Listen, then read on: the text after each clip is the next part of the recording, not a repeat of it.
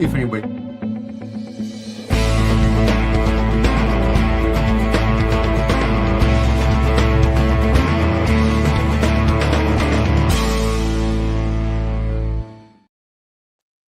Hi, I'm David with EV World News. We're talking about electric vehicles, green energy, and the stock markets. And I'm back today with our founder and chief editor, Bill Moore. How's it going today, Bill? Hey, it's going well. Thank you very much. A beautiful day here in the Great Plains, Midwest. Oh yeah, it's 50 and sunny out. Crazy. When you live up here in the cold plains, you're all for global warming. Well, we're certainly seeing some reflection of that at the moment. Yeah, well, last year you and I both got new fiber internet, and they couldn't bury our fiber because there was so much snow on the ground. Too cold, yeah. Yeah. Now I'm talking to beekeepers and asking them if the bees have started stirring yet, which I hope they haven't, because that'll be disastrous for them. It's too early. Yeah. Yeah. You just never know. Oh yeah, you must have seen a BYD shark. I think Arizona is probably the place where it's most common to see people coming over from Mexico with buying in Mexico and then driving over. Yeah. Although I would assume that they can't obviously license them. So there's people visiting from what's the town across from El Paso? I've forgotten now. Juarez? No. Juarez. Anyway, whatever. Wasn't that crazy about what happened about how the cartels were flying drones and interfering with Yeah, there's something screwy going on there. You don't close down that much airspace for 10 days. And then suddenly, in less than 10 hours, you shut it down and say, no, we're good. You can start flying.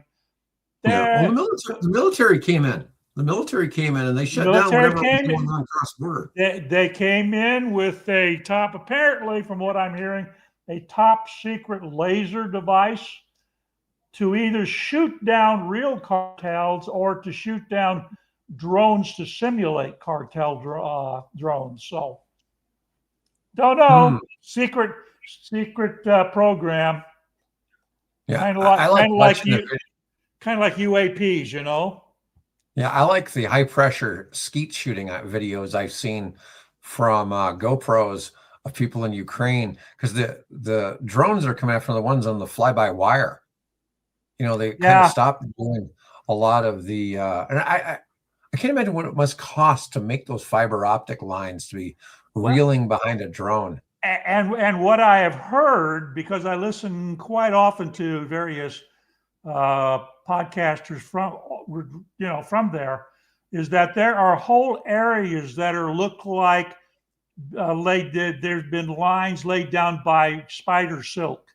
It's just everywhere. You can't walk anywhere without having these fiber optic lines that have been laid out by Russian, or for that matter, Ukrainian drones.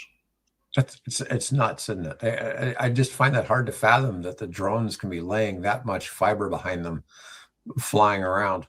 I mean, I guess that was the whole idea with the TOW missile, right? The TOW missile was a fly-by-wire type anti-tank defense, but still, it's just hard to fathom the kind of quantities. But I've seen some of these videos of guys with a shotgun.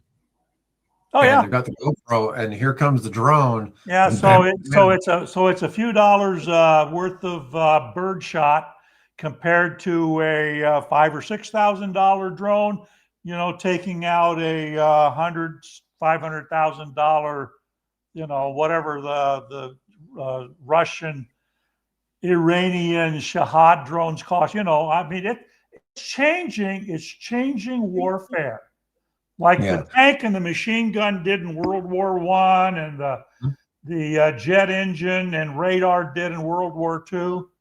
This is changing. This is changing warfare of the future. Do we really need billion-dollar aircraft carriers and multi-million-dollar tanks anymore, when a $500 drone can take them out? This has always been one of the arguments about infantry, though. You can't take land with an airplane or a drone. Now, actually, they're kind of showing you can create area denial. with these weapons, but you can only really occupy territory with infantry. And as long as there's infantry, there's going to have to be better ways to keep them alive. Well, You know? there's the issue, because now they're using, what was it I saw? The drones are using, no, I'm confusing with another story. So forget it. That's all right. Anyways, let's move start on. out. Yeah, we'll actually get into some EV news. So, but anyways, all right. Tesla's US sales plunged 17% in January. Tesla only sold 40,100 vehicles in January. This is in the US, down from 48,000 in January 25. 9 of the past 12 months have shown year-over-year declines. The tax credit hangover is real. The expiration of the $7,500 federal tax credit effectively raised prices overnight. The only 3 months of growth in the past year were entirely driven by consumers rushing to buy before the credit expired. And brand damage compounds the problem. Tesla's brand value crashed 36% in 25. Now, brand value is something different than what the value of the stock is, but it was at a peak of 66 billion in 23, and it's down to 27 billion now. In California, Tesla's market share fell from 11.6 to 9.9, while competitors grew in that market, which is a devastating signal for a brand born in the Bay Area. So Tesla's certainly having some car sales change. And not just car sales, they're having executives walking out and fairly, of XAI. At XAI. So there are definitely issues. Their sales are down in China, and their sales are down in Europe as well. Yeah. On the flip side, Rivian stock has gone up about 20% in the past month, although it's still sitting, I think. Well, look here, we got Tesla, $17.70 right now. Yeah, I mean, it's still not the highest it's been, but it's still up 32% for the past 12 months. Yep. So it's doing quite well. Affordability is the new battleground. The R2 SUV starts at $45,000, which is similar to the Model Y pricing, marking a significant step down from the luxury R1 family. Massive delivery jump is expected this year. They project to deliver between 62 and 67,000 vehicles, a 53% increase from the 42,000 they delivered last year. By year end, RJ expects the R2 to make up the majority of Rivian's volume. Wouldn't surprise me. Right? The most frequently seen new Ford that I see anymore is the Bronco.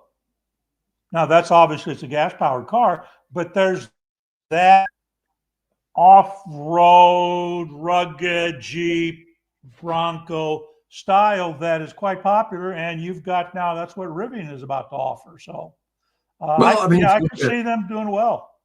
The R1 looks kind of like a cross between a Bronco and a Range Rover. Yes. Yep. Yeah, the S version. Yeah. Yeah. But let's see. Q4 profitability milestone. Rivian achieved a positive gross profit of 120 million in Q4 of 25, prompting analysts to raise price targets. Deutsche Bank is expecting it to go up to about $23. Above where they are now, or go up to 23 total. Yeah, so it'd be a little above what their peak was here a month or so ago when I sold. All right. So we've had negative, right? Then positive. Yep. We're going back to negative. All right. Yep. Automakers. Now that total we had talked about Ford, then we talked about Ford and GM, then we talked about Ford, GM, and Stellantis. Although I think some of the Stellantis numbers are BS. I just have a hard time believing. Of course, they have a lot of brands, right? And they're all at least a half dozen different brands. Yeah.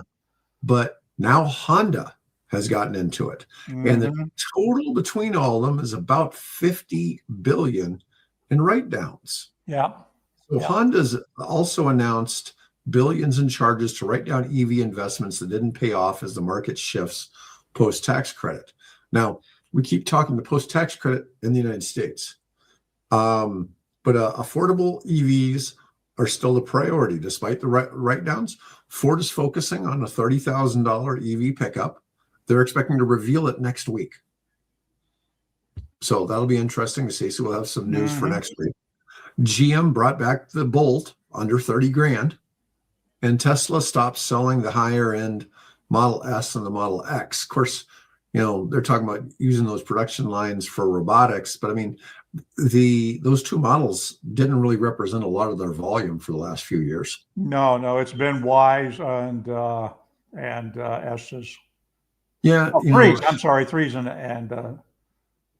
The S is pretty dated. I mean, you could go out and buy a 2014 Model S used, and it's pretty damn similar to what they're selling today. There's not a lot of difference. Not a lot of change, yeah. Yeah, and so that's a difficult thing to live with. I think that they've not done any real creative design on their cars. Let me see. After the hype of 23-24, automakers are regrouping with more realistic timelines and product strategies focused on profitability over market share.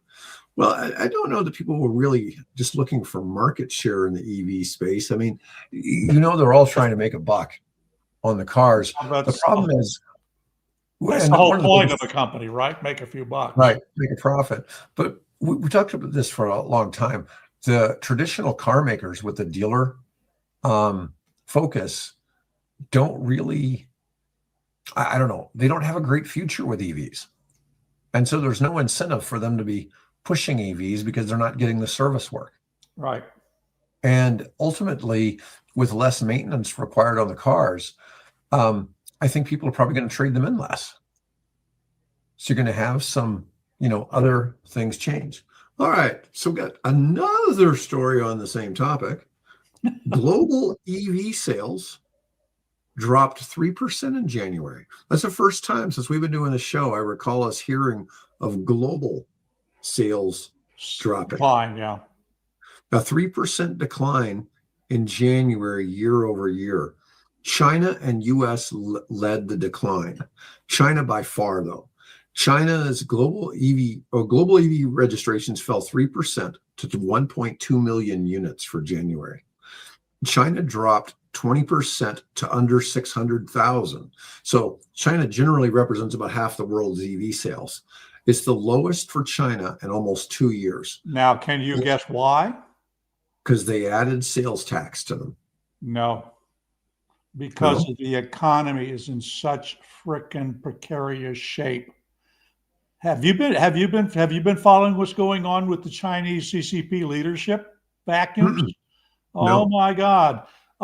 Xi Jinping got himself elected for a third term, which supposedly was not supposed to happen, but he got his the people to support that. So now apparently he's coming up for another re-election. So what they have done is they have basically taken and removed. Now, what removed means? Have they put him out to pasture and retirement? Have they given him a comfortable, place to, a mountain retreat? Or have they disposed of him the way, oppressive governments, generally dispose of people with a bullet in the back of the brain? We don't know. These are top Chinese military leaders. Only 1 out of 9 remains. The others gone. And there have been all kinds of troop movements around Beijing, aircraft flyovers, explosions that people don't know what's going on. So it's any wonder that I'm not surprised at all that sales have gone down there, because the Chinese economy is really reeling at the moment. They were 10 years ago, they were booming, they're unstoppable. You can only take and push an economy like theirs, controlled type economy, government top down. only push that so long, and things start falling apart. And the whole thing began to fall apart when they discovered that the rocket fuel in their missiles had been replaced by water. And they began to slow, what's going on here over the past several years? And they have just basically conducted what is thought to be very similar to Stalinist type purges of the Russian military in 1930. They've gotten rid of these people. So I am not. Then you see all of the strikes that have gone on over there, the fires in factories. That economy is seriously suffering. So it does not surprise me that EVs or any other automobiles, for that matter, are selling any kind of volume. Well, on top of that, they introduced. Apparently, they had not had a sales tax on EVs, and there is now. And they just introduced it. Well, you know why? More because the economy is so short of money. They are not collecting the taxes and things that they once did. And a lot of that's, I don't know. I can't speak with any authority, so I won't go there. But that doesn't surprise me. So yeah, let's tax these EVs because it was a growing market, and they're just short of money. You've had all these, you've probably read about all the ghost cities, right? All the apartments and buildings that common Chinese people. That's how they invested their money, and they just sit empty. And in some cases, they're literally going in new buildings that have never been occupied and demolishing them. So they've got serious problems with the Chinese economy that we don't. The sad thing is the local media, American media, we don't talk about it. Thankfully, No. we've got a network basically of people that do cover things of that, and you can select the news the news you want to see and not have to have gatekeepers, at the 5:30 national news every night. So there are serious problems in it. So I'm not surprised.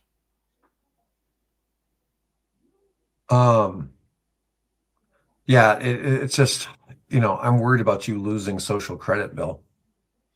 You know what? Yeah, I don't care. Really. How many? I mean, I've been to China. There goes our CCP EV World sponsorship. I have been to China twice, right? I've enjoyed both of those opportunities. It's an amazing country with amazing history and really amazing people. Look, they lead in battery development. They lead in EV acceptance. They lead in solar panel production. They are one of the top leaders in wind and wind power, development and exports and things. They've seen a few, right? And and of course they have control of virtually all of the rare minerals and materials refining. I don't know what it is. Depends on which particular mineral you're talking about. They have control of that. They saw the future and they prepared for it. And now we're trying to play catch up. But boy, the government that got them there is not the government I would certainly want to live under, where they keep score of my social media. Social credit score. Yeah, my social credit. Yeah. U.S. sales, or North American EV sales, are down 33% to just 85,000 vehicles last month. It's the fewest since 2022, driven by the policy changes under the Trump administration. But on the flip side, the rest of the world surged 92% in January. Sales up to 190,000 units, highest on record, sustained by incentives in Thailand and strong growth in South Korea and Brazil. Europe grew 24%, but that was the slowest rate since February of 25.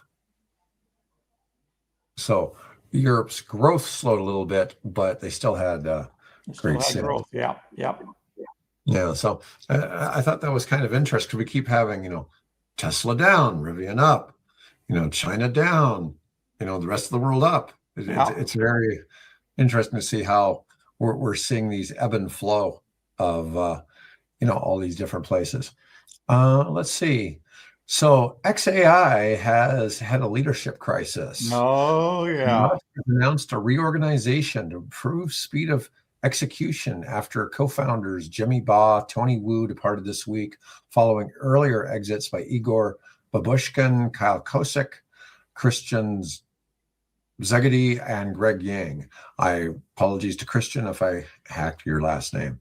Now, of course, we had the SpaceX XAI merger.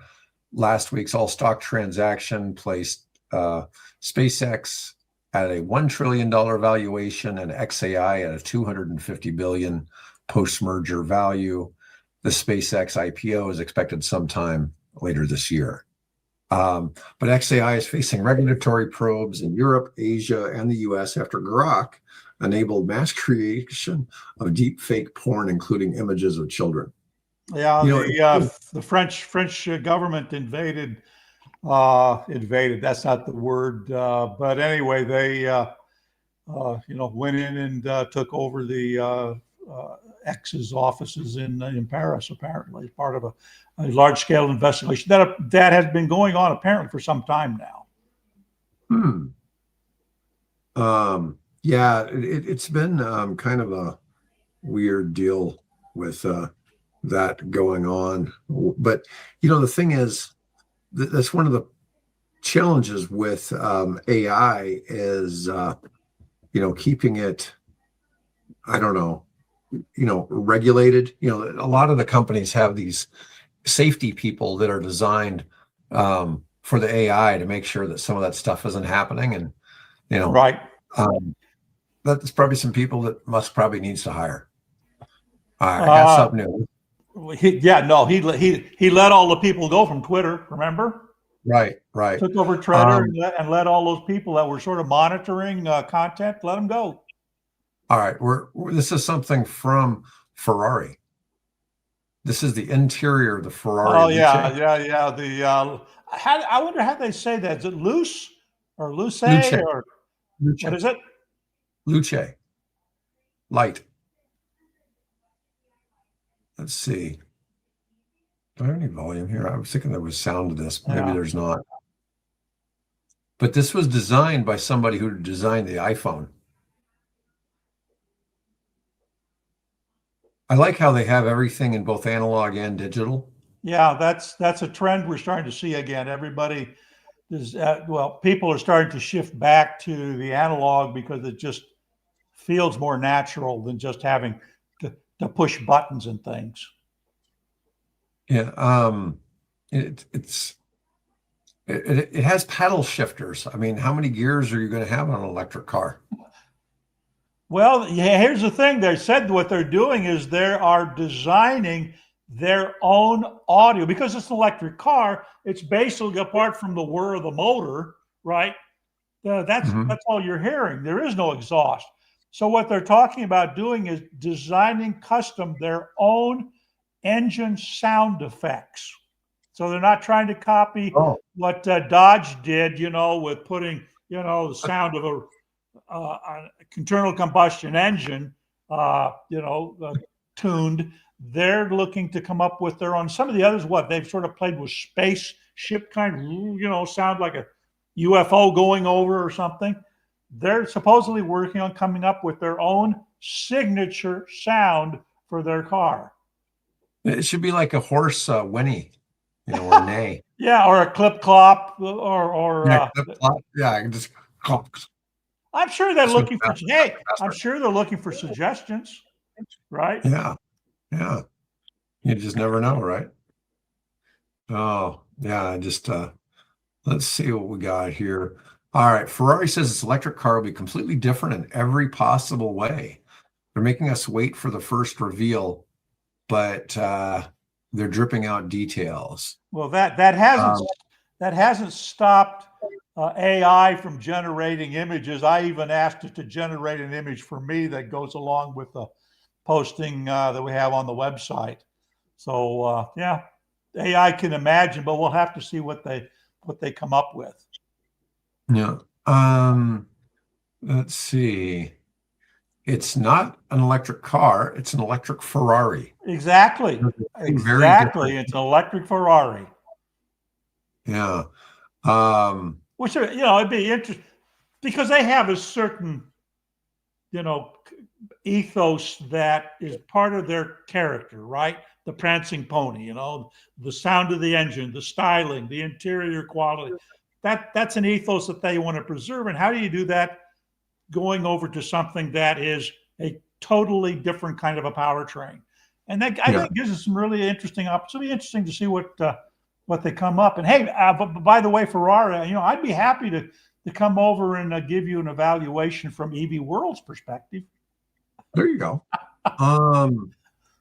Let's see. So from sightings, they know it's going to have rear doors, but it won't be labeled an SUV.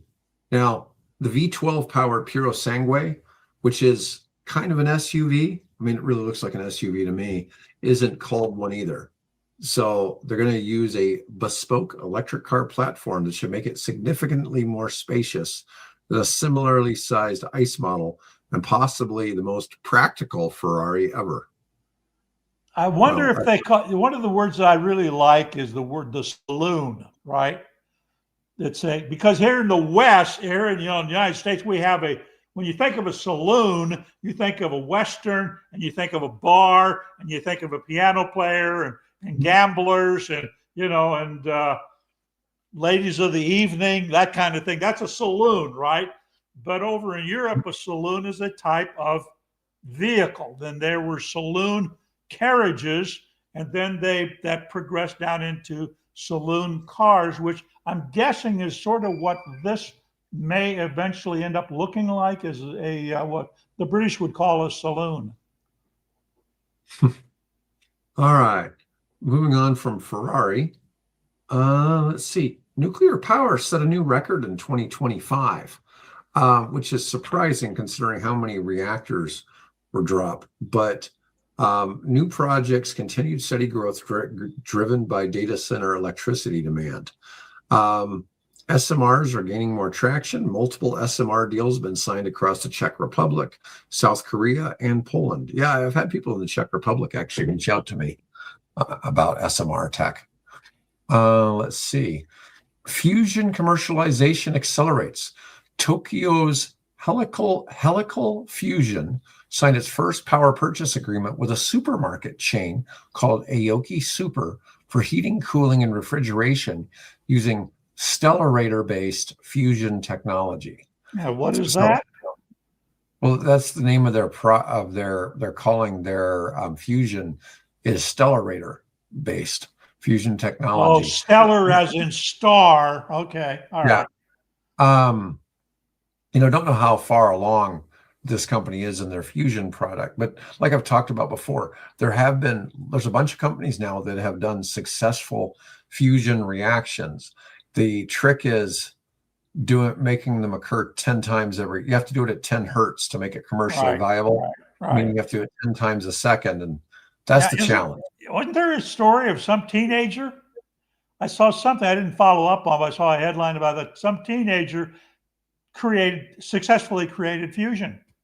I guess his bedroom lab or whatever, dad's garage. So when you're trying to combine deuterium and tritium together, you have to focus heat of about 70 million degrees.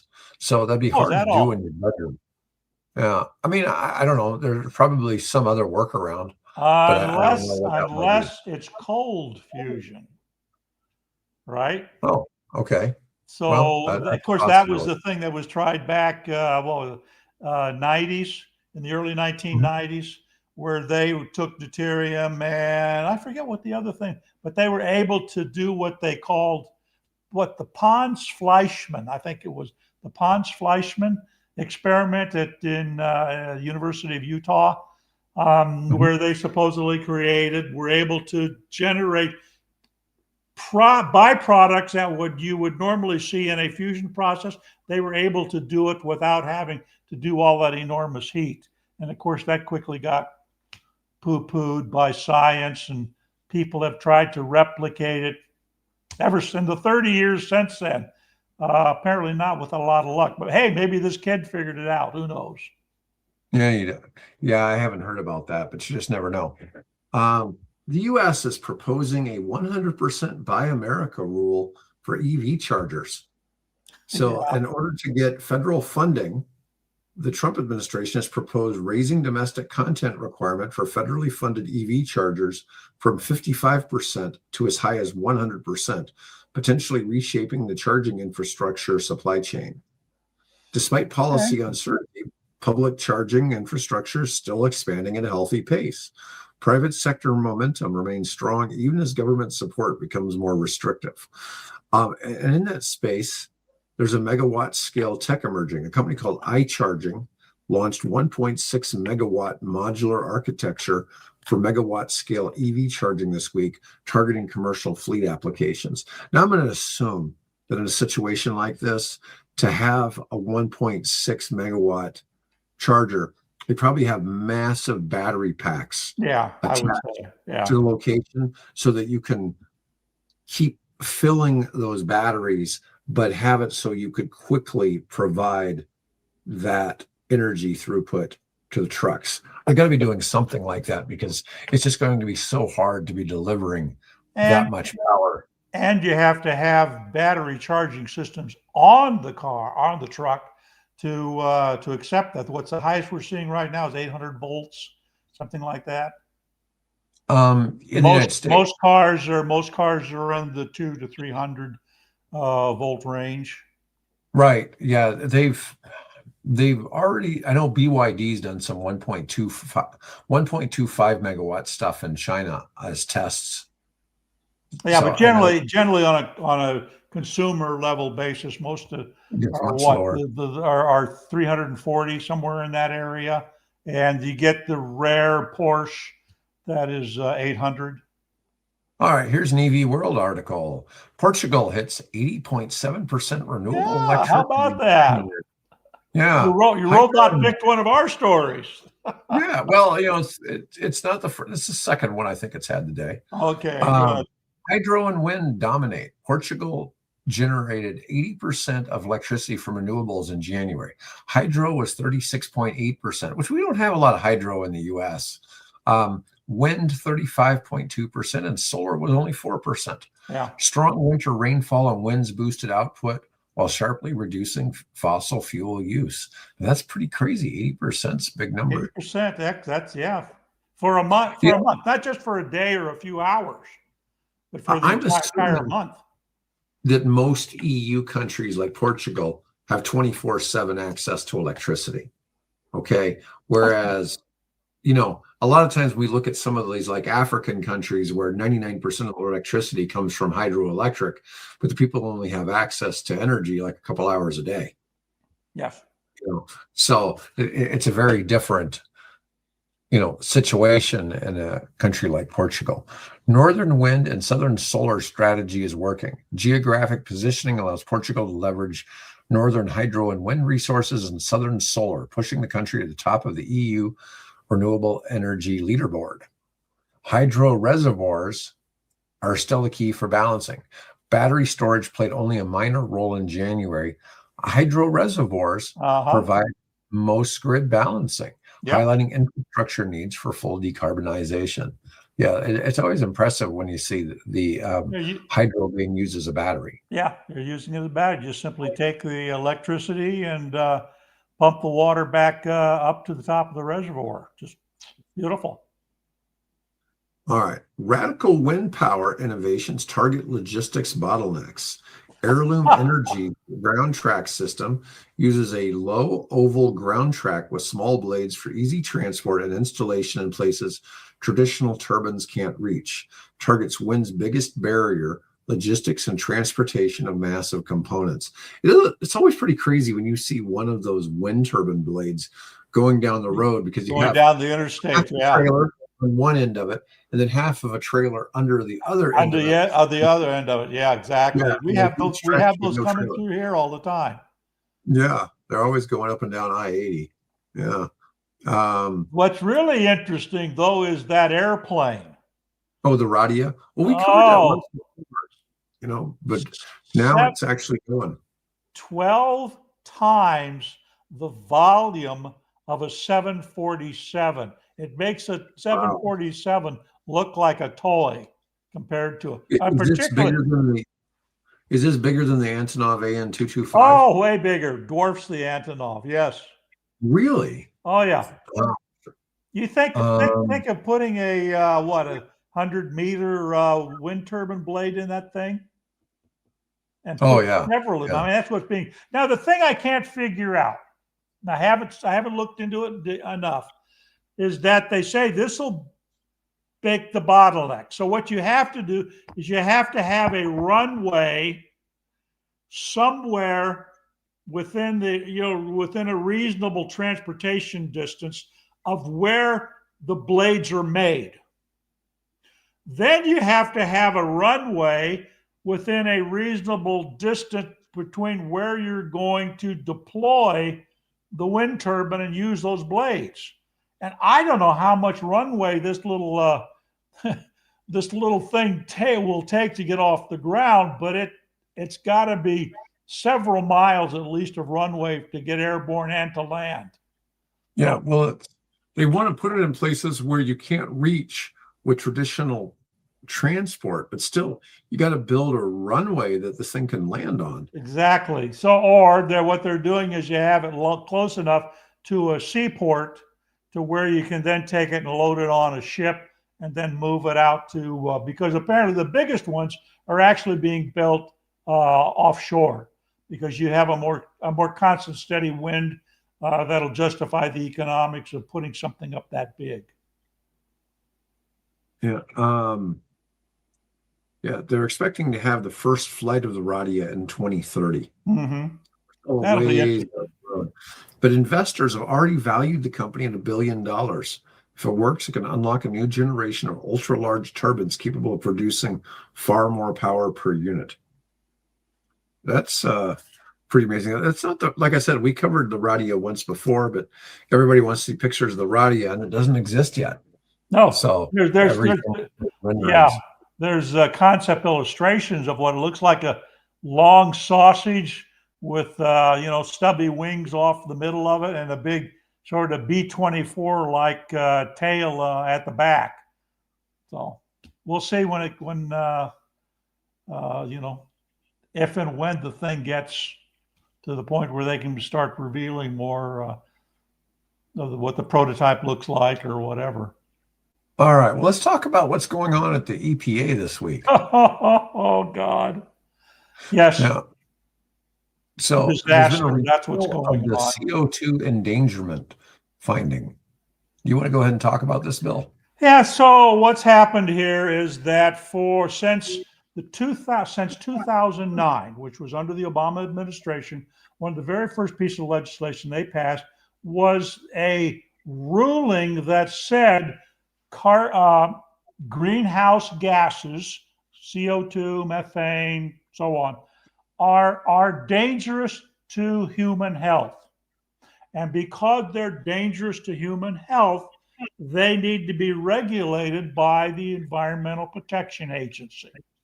And so all kinds of processes from manufacturing to vehicle assembly to mileage rules and that type of thing all fell under this endangerment ruling.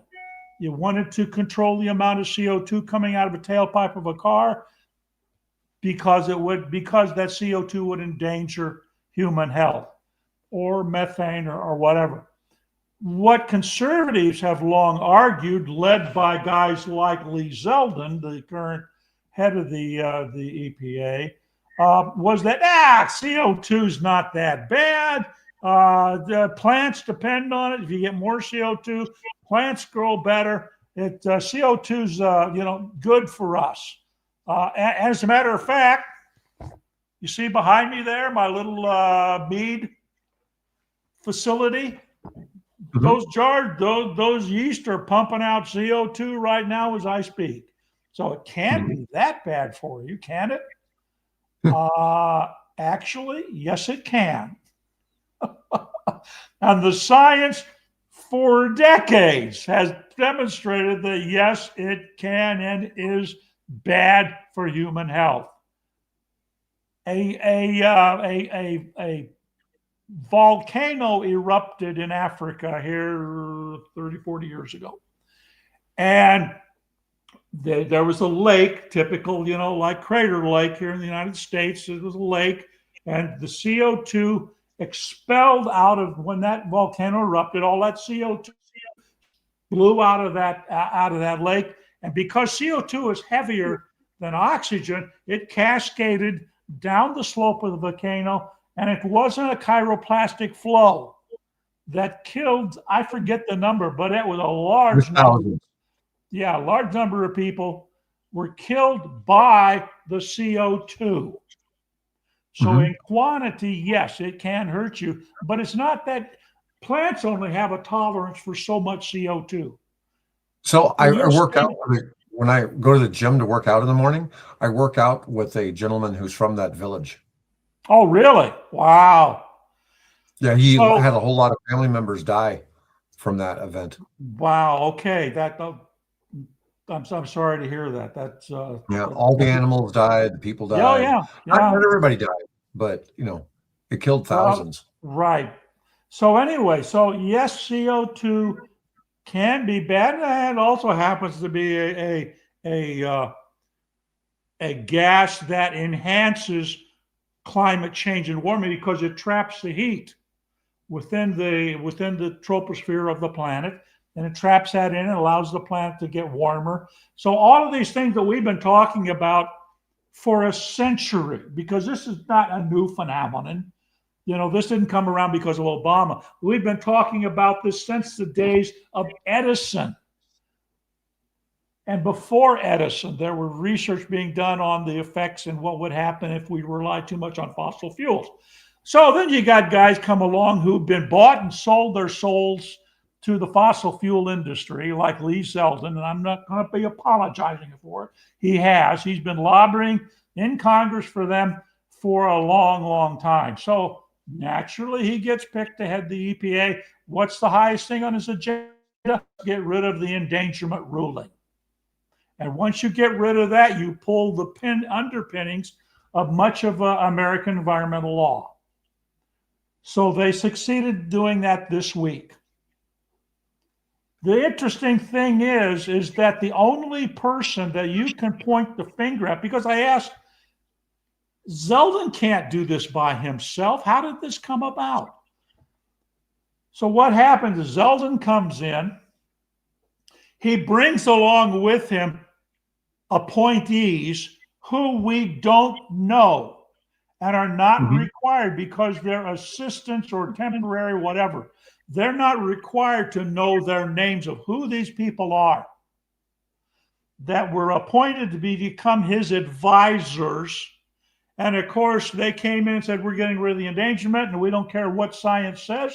We're going to do it because we have to make our supporters, our patrons happy and get rid of this thing. And it'll improve American productivity and competitive, and will bring down prices, all of which is, pardon my French, I can say this because we're not FAC, whatever it is, we're not controlled at this point by the government, which is bullshit. Yeah. All of the science for decades has pointed to the fact that we need this. It's serious. And of course, what do we have? We have the United States falling further and further behind in global competitiveness. We just talked about earlier about where China has the lead in these technologies. So what's happened is that now we're going to see none of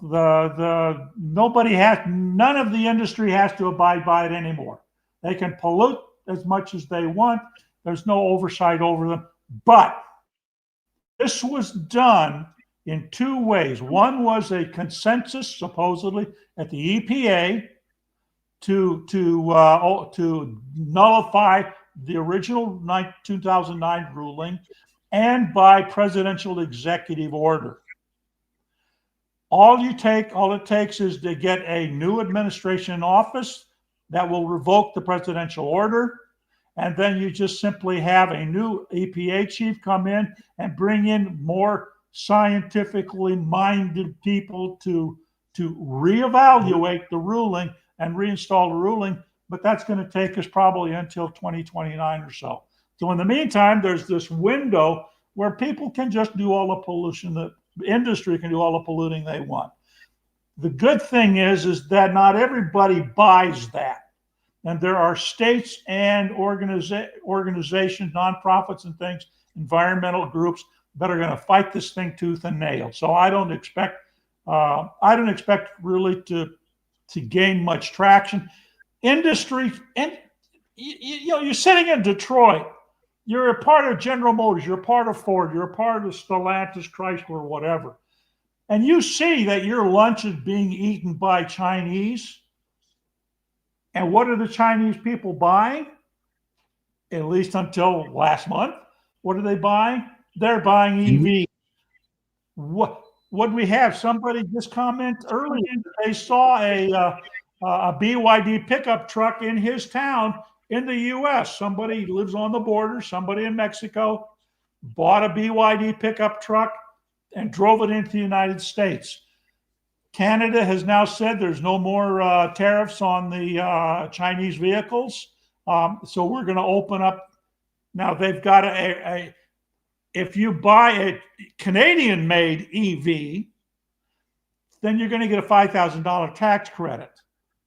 But they're not going to apply that same tax credit, but they're not going to have the same level of import duties on any Chinese, the Neos and the BYDs and the Geelys and things like that. What people don't realize is we actually already have Chinese vehicles coming into this country.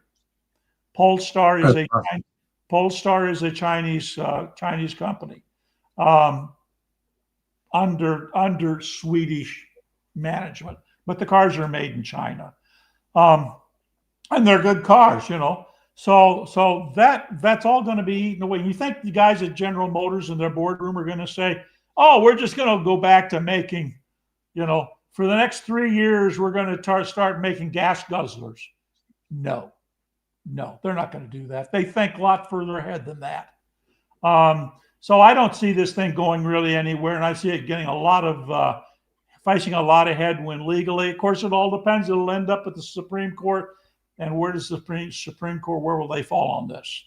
I don't know. They're continually sending mixed signals. I think they lean one direction, then they come up with a decision that goes completely opposite of that. So who knows where that'll end up. But anyway, that's the EP endangerment thing. Well, all right. Well, we're going to wrap up today.